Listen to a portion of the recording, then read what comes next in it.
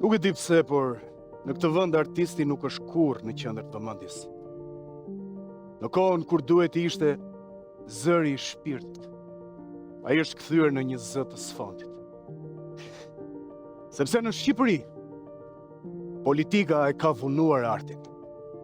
E ka dashur edhe e do vasal, e do të bindur, që të lutet për një fond, për një projekt, për një skem.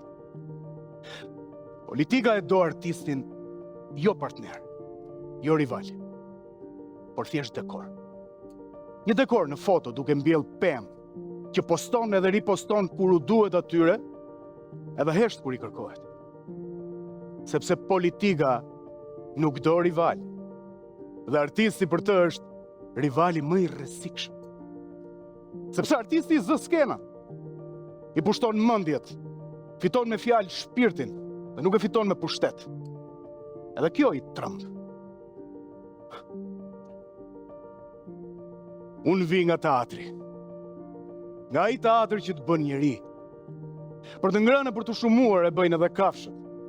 Por teatri jo. Sepse teatri është ushqimi i shpirtit. Por ja që politika i shëmb edhe teatrit. A mund të ndryshojë një artist një qytet? Një vend? Edhe nuk është se ka ndonjë rregull për këtë, sepse kemi parë aktorë që u bë hero në luftë, Zelenskin.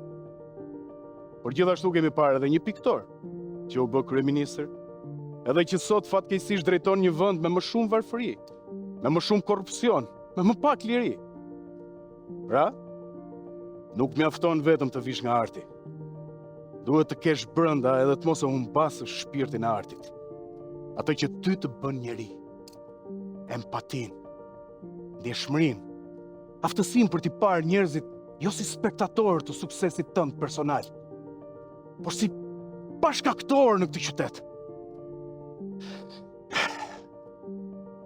Tirana na ka mësuar që arti nuk bën dot ndryshim duke lyer fasadat e pallateve, por arti mund të bëjë ndryshim duke përmirësuar jetën e zbukuruar shpirtin e atyre që jetojnë brenda atyre mureve, pas atyre fasadave.